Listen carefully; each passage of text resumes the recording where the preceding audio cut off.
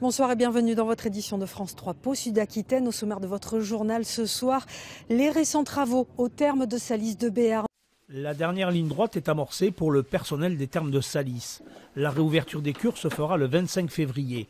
Les baignoires ont été modifiées, le circuit d'air entièrement refait pour un meilleur confort. Des travaux démarrés depuis les dernières inondations en juin, une partie de l'établissement avait été touchée. S'agissant des systèmes hydrauliques des piscines de détente aquatique comme de celles des piscines thermales, évidemment, ces installations ont été impactées par les crues puisqu'elles sont situées en sous-sol. Donc il a fallu reprendre intégralement ces équipements avec des résultats bactériologiques complètement améliorés.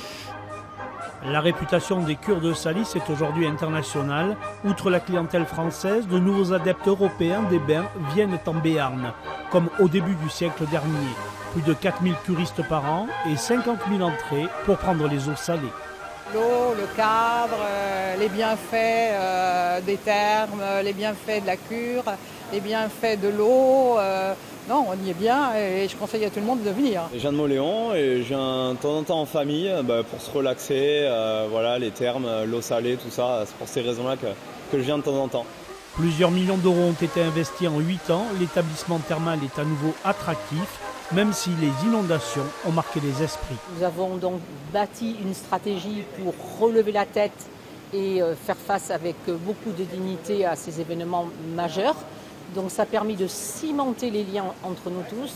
Ça nous a permis de repositionner les installations à une hauteur qui n'était pas observée jusqu'alors pour se prémunir éventuellement d'un nouveau sinistre dégâts des eaux. À peine 1% de baisse de chiffre d'affaires en 2018. Les thermes de Salis sont à nouveau un moteur économique pour la ville. Une cinquantaine de personnes travaillent dans l'établissement.